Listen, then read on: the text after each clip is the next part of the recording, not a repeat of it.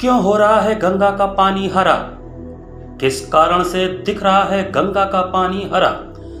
कैसे हो रही है गंगा के पानी की सैंपलिंग? लैब में कैसे पता चलते हैं गंगा के पानी के पैरामीटर्स?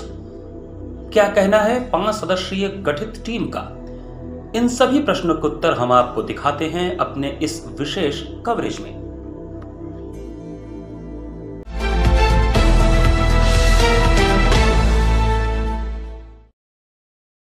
नमस्कार दर्शकों, काशी हलचल में आप सभी का स्वागत है। इस समय हम वाराणसी के गंगा घाट पर खड़े हैं। ये घाट जहां पर गंगा आरती किया जाता है। शिव की नगरी काशी में मां गंगा के पानी का रंग हरा हो रहा है, ये हम आपको दिखा चुके हैं। लेकिन ये पानी हरा होने के बाद कितनी गहमा गहमी बढ़ गई है, ये जानना बहुत महत्वपूर्ण है। कारण ये है कि मई के महीने में सबसे पहले मां गंगा का पानी जो था वो हरा होने लगा था, हरा दिखने लगा था। हम आपको दिखाना चाहते हैं कि ये मां गंगा का वो पानी है जो पूरी तरह से हरा दिख रहा है।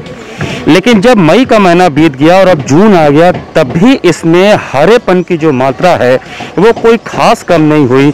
तो फिर इसको लेकर कवायदें शुरू हुई और इसी के साथ वाराणसी के डीएम कौशल शर्मा के निर्देश में 5 सदस्यीय टीम गठित की गई, ये जांचने के लिए कि आखिर गंगा का जो पानी हरा इतने दिनों से है, इसका कारण क्या है और इसमें जो पानी में किस किस चीज़ की अधिकता है या कमी है, इसका सैंपलिंग करके प्रयोगशाला में टेस्ट कराया जाए।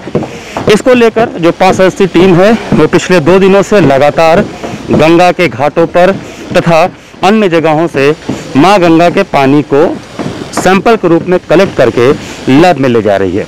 आज हम आपको दिखाएंगे कि किस तरह से गंगा का जो पानी है उसे जब प्रयोगशाला में ले जाते हैं तो उसको किस तरह से प्रयोग करते हैं, सैंपल को किस तरह टेस्ट करते हैं और उसमें आवश्यक जो मानक हैं उसको किस तरह देखते हैं। हम आपको बता दें कि गंगा के पानी में जो मानक हैं आवश्यक, उसमें ऑक्सीजन की मात्रा, उसमें पीएच फैक्टर, इसके अलावा उसमें फॉस्फेट, तो तमाम तरह की जो चीज़ें हैं जो गंगा के पानी में पाई जाती हैं उसका अध्ययन करना।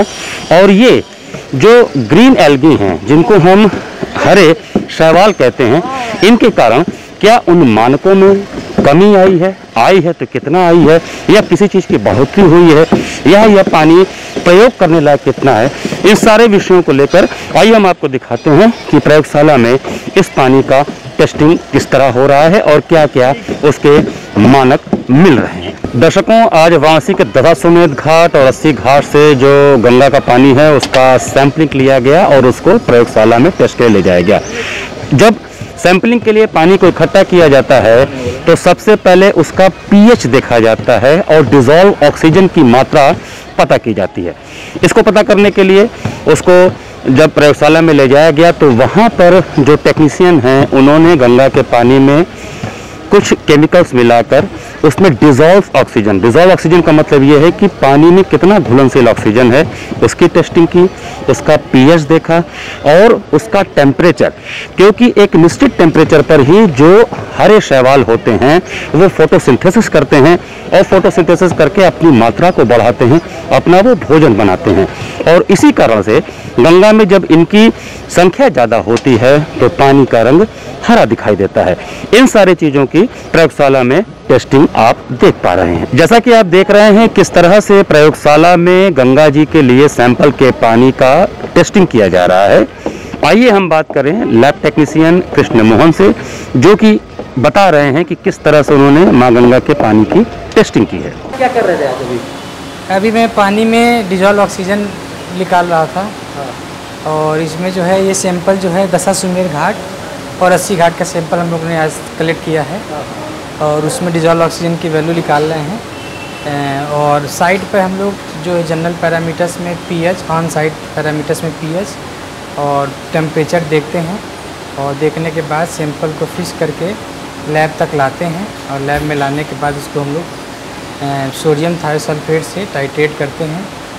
और वो जो टाइट्रेट करने की जो वैल्यू, इनिशियल पानी की जो वैल्यू आती है वो डिजॉल्व ऑक्सीजन होता है। तो इधर आप कंटिन्यू सैंपल ले रहे हैं, कुछ फर्क आया इधर भी पानी में? हाँ, काफ़ी पानी में जब बहाव बढ़ रहा है तो उसमें जो है शैवाल कम हो रहे हैं और इसकी डीओ के वैल्यू में भी काफ़ी सुधार देखने को मिल रहा है।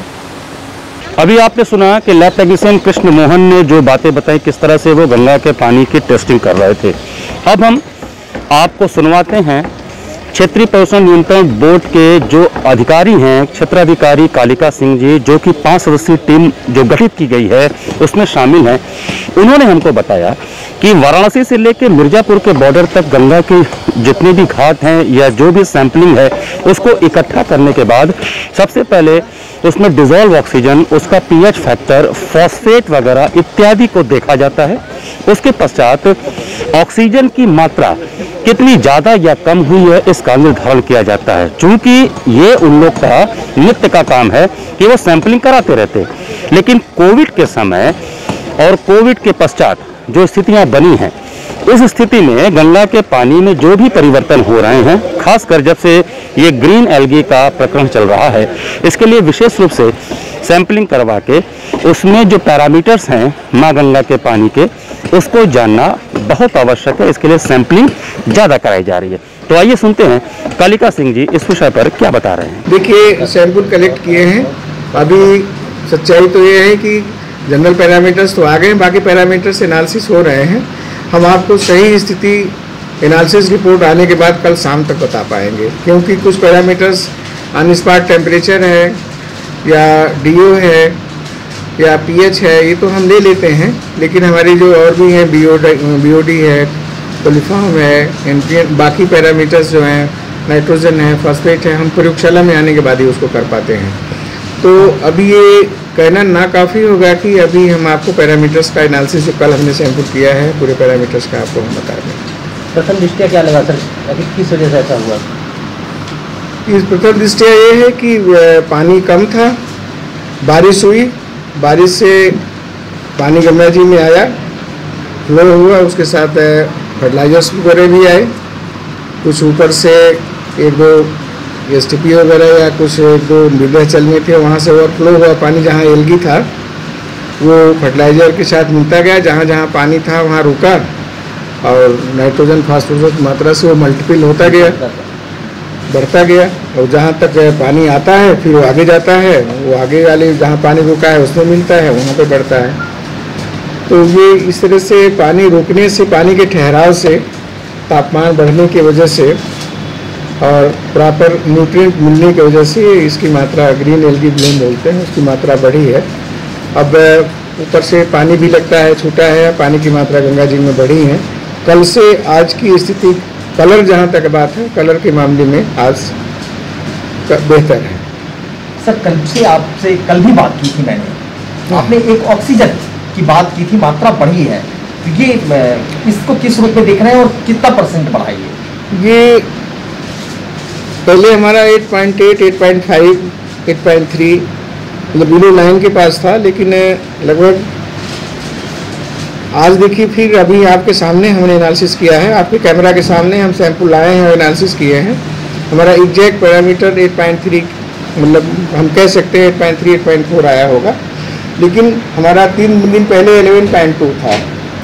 तो हमने कहा तो ये कहा कि फोटोसिंथेटिक और पानी की मात्रा मतलब टेम्परेचर बढ़ने की वजह से जो अपना ग्रीन एल्गी है, फोटोसिंथेटिक प्रोसेस है, उसमें डीओ की मात्रा बढ़ी होगी। गंगा में अमूमन ऑक्सीजन कितना पाया जाता है गंगा के पानी? जहाँ तक मेरे संज्ञान में है, अप स्ट्रीम में 8 से लेकर के और माघ मेला और ऊपर तक लगभग 8 से लेकर 12 और 12.5 तक के बीच में रहता है। 6 के ऊपर है तो बेहतर है। 6 से ऊपर है तो बेहतर है। डाउन स्ट्रीम में भी हमारा गंगा में अमूमन जो टाइम है ग्रीन एल्गी का नहीं है, जनरल हम देखते हैं। हम तो गंगा रिवर की अप स्ट्रीम, डाउन स्ट्रीम की डेली की मॉनिटरिंग करते हैं। डाउन स्ट्रीम मीन्स की वरुणा मिलने के बाद लगभग 500 मीटर और आगे जा करके डाउन स्ट्रीम है। अप स्ट्रीम हमारा जो विश्व सुंदरी पुल है उसके पास का है।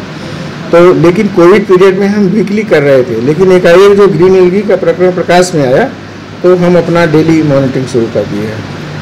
ये ग्रीन एल्गी आने के बाद ऑक्सीजन लेवल बढ़ा है, ये कह सकते हैं? 1-2 दिन बढ़ा है। ग्रीन एल्गी में ऑक्सीजन की मात्रा रेगुलर नहीं बढ़ा है, 1-2 दिन जो है 11 के आसपास 11.2 के पास आया है। बाकी हमारा 8.8, 8.7, 8.5 इस तरह से नॉर्मल रहा है। मतलब तो 1-2 दिन ज़्यादा टेम्परेचर बढ़ने की वजह से ज़्यादा और एल्गी रहने या फोटोसिंथेटिक प्रोसेस की वजह से ऑक्सीजन की मात्रा बढ़ी थी। तो अगर जो सामान्य स्थिति में हम फिर लौट रहे, इसका मतलब है कि ऊपर से पानी की अगर पानी छूटे, अगर नदी में फ्लो हो, तो इससे हम ग्रीन एल्गी से निजात पा सकेंगे। और जो सामान्य जनजीवन है, दर्शन पूजन जो कि हिंदू धर्म की आस्था से पवित्र गंगा माँ गंगा के पवित्र रूप से जुड़ा है, वो हम फिर प्रारंभ कर सकेंगे। किनारे गंगा की घाटों को बचाने के लिए एक योजना चल रही है, कुछ ड्रेजिंग करके गंगा का पानी दूसरी तरफ मतलब मिलेगा फिर वापस गंगा में, लेकिन शहर के घाटों को छोड़ करके। तो फ्लो कम हुआ है, वो कारण तो नहीं लग रहा है कुछ आपको? देखिए, इस अध्ययन की चीज़ें हैं। गंगा उत्तर वाहिनी हो जाती हैं, एकाएक आकर के इधर से आती हैं पूरब की तरफ, और एकाएक उत्तर वाहिनी हो जाती हैं, तो नेचुरली एक फ्लो जो होता है, समान फ्लो में बैक प्रेशर हो जाता है तो फ्लो कम होता है, समान प्रक्रिया है। तो हम ड्रेजिंग जो घाट है उसकी सुरक्षा के लिए बना रहे हैं। जो घाट इस समय है, क्षरण उसका ना हो और शहर की हम सुरक्षा कर सकें, शहर के अंदर होल ना हो, अंदर से खोखला ना हो शहर, तो इसको सावधानी में रखते हुए ड्रेजिंग का काम किया जा रहा है। और उसके बनने के पश्चात जो है शहर के जो अंदर पानी जाने की संभावना या घाट तोड़ने की संभावना इस तरह की रहती है, उससे निजात हम पा सकेंगे और हमें पर्यटन का भी कुछ बढ़ावा मिलेगा और राजस्व भी प्राप्त होंगे। नहीं, ये शैवाल के लिए ऐसा तो नहीं है अगर पानी उधर डाइवर्ट हो रहा है इस वजह से शैवाल इकट्ठा हो रहे हैं, ऐसा तो नहीं है? उधर डाइवर्ट होगा तो लिमिटेड जगह है ना, उसका तो जाएगा, तो जो ड्रेजिंग बना रहे हैं उसमें जाएगा चैनल, और चैनल में से फिर ज़्यादा पानी होगा तो वो बैक फ्लो होकर निकल सकता है। तो दर्शकों, ये थे कालिका सिंह जी, जिन्होंने बताया कि किस तरह से गंगा के पानी के पैरामीटर को चेक किया जा रहा है। हम आपको बता दें कि आपके शहर में जो तालाब होते हों या छोटे छोटे सरोवर होते हैं, वहाँ पर भी इस तरह के ग्रीन एल्गीज को देखा होगा। होता यह है कि जहाँ पर भी पानी रुकता है किसी भी नदी का, वहाँ पर ग्रीन एल्गी पनपने लगते हैं, और ऐसी स्थिति तब तक रहती है जब तक वहाँ का पानी ठहरा हुआ है। अगर हम आपको बनारस के गंगा घाटों की बात करें तो घाट के किनारे की जो स्थिति है वहाँ का ही पानी ज़्यादा हरा है, क्योंकि वहाँ पर ग्रीन एल्गी ज़्यादा तेजी से पनप है, क्योंकि वहाँ का पानी रुकावटों के कारण, जैसे नाव बने हैं या कुछ घाटों पर काम हो रहा है, इन सारी चीज़ों को लेकर आप देख सकते हैं किस तरह से नावों का जो यहाँ पे जाल है ये बंधे हुए हैं। इसके अलावा जो घाटों पर कुछ काम हो रहे हैं, इन सब के चलते अगर पानी का बहाव रुका है तभी यहाँ पर ग्रीन एल्गीज की मात्रा ज़्यादा हो गई है, और इसी कारण से यहाँ का पानी आपको ग्रीन दिख रहा है। आप देख सकते हैं जिस तरह से यहाँ पर चेटी बना हुआ है, और इस चेटी को आप देख सकते हैं यहाँ पर पानी रुका है। जहाँ पानी रुका वहाँ पर ये ग्रीन एल्गी तेज़ी से बनते हैं, और तेज़ी से बनने के पश्चात उनकी जो मात्रा ज़्यादा होती है उसके कारण ये पानी का रंग हरा होने लगता है।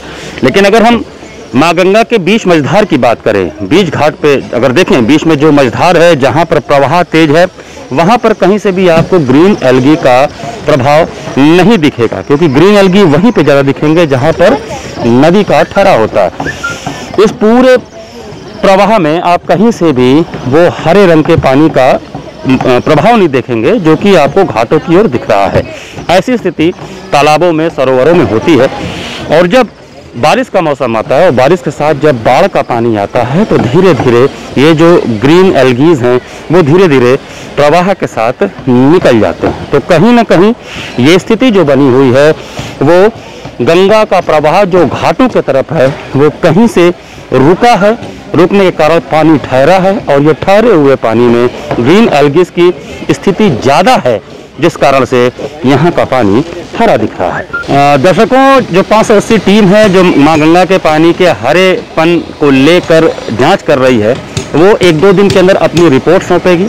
उस रिपोर्ट में वो क्या सूचनाएं देंगे ये रिपोर्ट आने के बाद ही पता चलेगा। इस विषय पर बनारस के कमिश्नर दीपक अग्रवाल जी से हमने बात किया तो उन्होंने बताया कि वाराणसी से लेकर मिर्जापुर के बीच में तमाम जगहों पर ये चेकिंग कराई गई है, क्योंकि पिछले 15 दिन से लगातार जो बातें आ रही थी, तो 15 दिन पहले भी ग्रीन एल्गी को लेकर इस विषय पर चर्चा हुई और लगातार चेकिंग अपस्ट्रीम तक कराई गई है। बनारस से कहीं भी किसी भी सोर्स से ग्रीन एल्गीज के बनने का जानकारी नहीं मिल रहा है, इसके कोई प्रमाण नहीं मिल रहा है। अपस्ट्रीम पे जहां से चेकिंग हो रही है वहां पर कुछ स्रोत ऐसे मिले हैं जहां से गंगा जी में ग्रीन एल्गी ज़्यादा आ रहे हैं। इसमें ये पहले भी विगत 15 दिन पहले भी ये प्रकरण सामने आया था, तो हम लोग ने पूरा अपस्ट्रीम तक पूरे टीम भेज के इसको चेक करवाया था। इसमें मैं ये एकदम दावे के साथ बोल सकता हूँ, इसमें वाराणसी के किसी भी एसटीपी से या किसी भी स्रोत से ये ग्रीन एल्गी नहीं जा रहा है। और इसको फिर हम लोग ने अपस्ट्रीम चेक कराया था, उसमें मिर्ज़ापुर के पास एक वहाँ से जब सैंपल लिया गया तो उसमें पाया गया था कि वहाँ से कुछ आ रहा था, कुछ ओवरफ्लो के कारण। कल भी हम लोग ने अपस्ट्रीम परसों हम लोग ने अपस्ट्रीम फिर चेक कराया, रसूलपुर पुल बोल के एक जगह पड़ती है, रसूलगंज बोल के, वहाँ से हमने सैंपल कलेक्ट कराया है, उसकी जांच चल रही है। लेकिन मैं इसको आश्वस्त करता हूँ कि वाराणसी से कोई भी इसका इस तरह का इन्फ्लो नहीं जा रहा है। बाकी जो भी और कारण है, जो अपस्ट्रीम में कोई कारण है तो उसको हम लोग चेक करवा के उसका रेमेडियल मेजर्स हम लोग लेने का प्रयास कर रहे हैं। लगातार आपकी टीम लगी हुई है? ये लगातार टीम लगी हुई है, हम लोग ने एक 5 तरह टीम भी बनाई है। लेकिन मैं इतना जरूर आपको आश्वस्त करना पाऊंगा कि वाराणसी से कोई भी डिस्चार्ज के कारण ये चीज़ नहीं हो रही है। लेकिन सर बाहर से आ रही है, आपकी टीम लगी हुई है, तो उसका कब तक? मैंने कहा कि उसका सैंपल ऑलरेडी कलेक्ट करा लिया गया है, सैंपल की टेस्टिंग जारी है। बाकी उसका रेमेडियल मेजर्स, उसका उपाय क्या होगा, इस पे हम लोग विभिन्न विशेषज्ञ से हम लोग संपर्क में हैं और उसका अभी भी वो निकल जा रहा है, ऐसा नहीं कि वो ठहर रहा है, बहाव के कारण निकल जा रहा है। ये कोई ओवरफ्लो जो भी कहीं ना कहीं नाले से ओवरफ्लो के इसमें पानी में आया है, और जो भी इसमें रेमेडियल मेजर्स हमारे एक्सपर्ट्स बताएंगे उसके हिसाब से हम लोग कार्रवाई आगे सुनिश्चित कराएंगे। तो जांच चल रही है, रिपोर्ट का इंतजार है, लेकिन कहीं न कहीं गंगा के पानी के ठहराव के कारण जो ग्रीन एल्गीज की मात्रा ज़्यादा बनी है, वो शीघ्र ही जैसे ही प्रभाव ठीक हो जाएगा माँ गंगा का, वो ग्रीन एल्गी का जो प्रकोप है या ग्रीन एल्गी का जो प्रभाव है वो गंगा नदी से खत्म हो जाएगा।